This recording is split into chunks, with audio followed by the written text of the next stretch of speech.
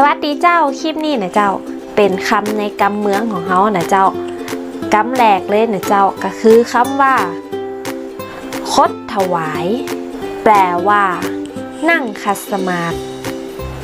เวลาเขาจะนั่งสมาธิเขาจะนั่งท่าคดถวายแปลว่าเวลาเราจะนั่งสมาธิเราจะนั่งคัดสมาธิ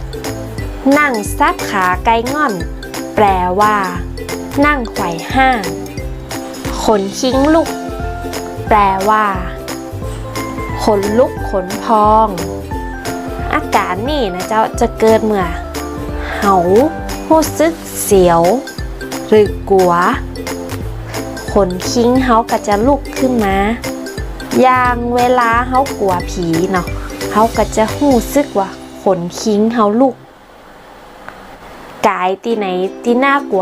วก็จะรู้สึกว่าขนคิ้งลุกเหมือนกันนะเจ้ากำสุดท้ายนะเจ้า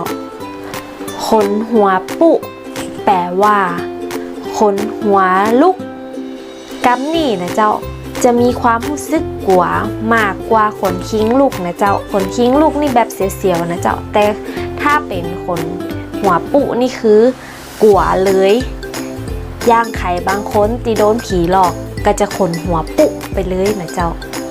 กะลองเอาคำมูนี่ไปฮัดฮัดใจพอนะเจ้าถ้าชอบคลิปนี้ก็อย่าลืมกดไลค์กดแชร์แล้วก็กดติดตามกดกระดิ่งจะได้บ่พลาดคลิปใหม่ๆนะเจ้าแล้วป้ากันไหมคลิปหน้าเจ้าคลิปนี้ไปแล้วบ๊ายบาย